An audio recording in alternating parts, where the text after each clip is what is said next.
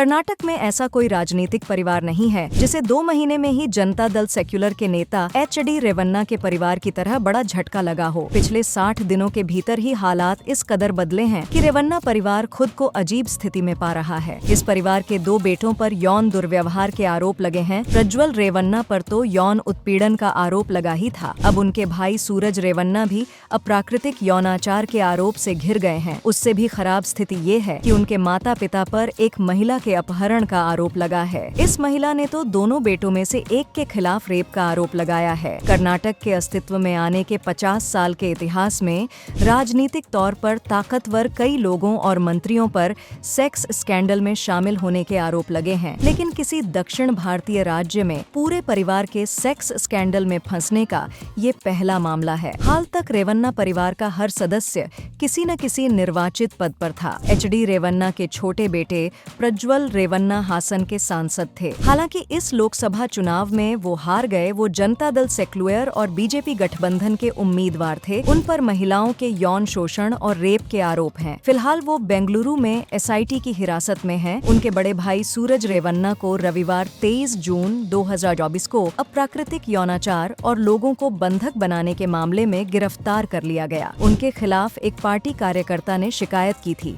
अब सूरज न्यायिक हिरासत में हैं। उनके पिता एच.डी. रेवन्ना होले नरसीपुरा से विधायक हैं। वह मंत्री रह चुके हैं।